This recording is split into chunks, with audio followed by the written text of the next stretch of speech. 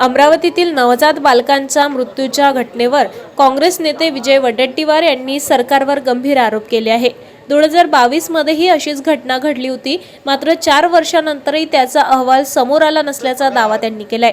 रुग्णालयातील ventilator, fire safety आणि electronics ऑडिटवर प्रश्न उपस्थित करत या प्रकरणाची सखोल चौकशी करण्याची मागणी त्यांनी केली आहे।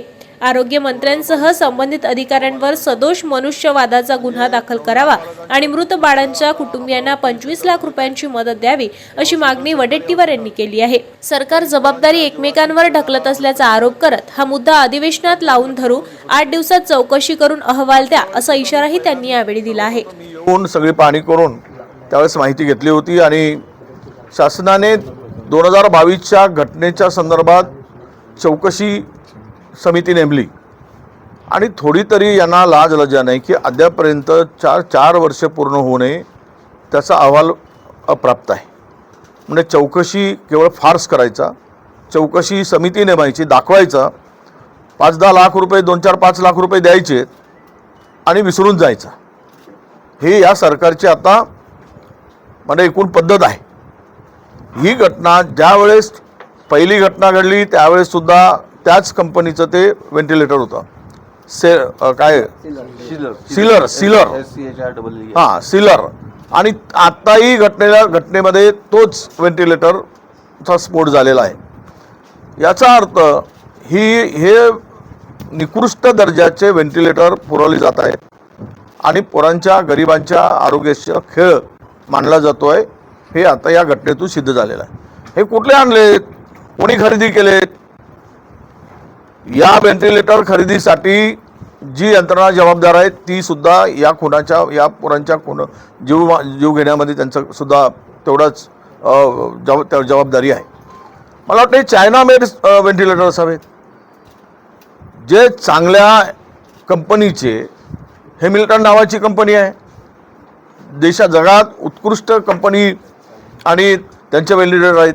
तर कधी अशा घटना घडलेल्या नाहीत त्या व्हेंटिलेटरच्या संदर्भात, पण हे सिलर नावाची कंपनी आणून, यांचे व्हेंटिलेटर आणून हे पुरवले जातात, हे निकृष्ट दर्जाचे आहेत, वारंवार घटना घडली जातात। कोणी म्हणतात की PM केअरनी फंडात, PM केअरच्या ह्याच्यातून पुरवले गेले, त्यावेळेस 1.5 लाख काहीतरी व्हेंटिलेटर त्यावेळेस पुरवले गेले, म्हणजे एकाच माणसाने केले। होऊ शकते कोणीतरी जवळचा मित्र असेल त्यांनी पुरवठा केले असेल, पण आत्ताच्या नवीन हॉस्पिटलमध्ये पुरवठा झालेले व्हेंटिलेटर हे मला हफकींनी खरेदी केल्याची माहिती मिळते आहे। 2 गोष्टी लक्षात घेण्यासारखं आहे की याला उद्या 3 समित्या नेमल्या आहेत। मुख्यमंत्र्यांनी वेगळी नेमली, आरोग्यमंत्री, संचालकांनी वेगळी समिती, उपसंचालक, कलेक्टर वेगळी समिती नेमतो। ह्या फार्स कशाला करताय? त्या मुलांचा जीव गेला, आज ते आक्रोश पाहिला आम्ही, त्या आईंचा आक्रोश पाहिला आहे, वडिलांचा आक्रोश पाहिला आहे आणि ह्याला, या घटनापासून, हे वारंवार होणाऱ्या घटनापासून सरकार काही धडा घेणार आहे की नाही?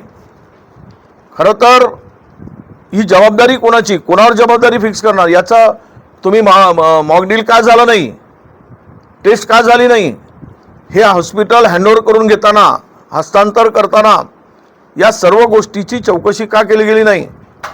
आणि ते कॅब सुद्धा, फायर ऑडिटची मुदत संपली आणि फायर ते तर आहेच, ह्या एवढ्या, म्हणजे आपण हे फार स्मोक डिटेक्टर जे आहे त्याचं टेस्ट करायलाच पाहिजे।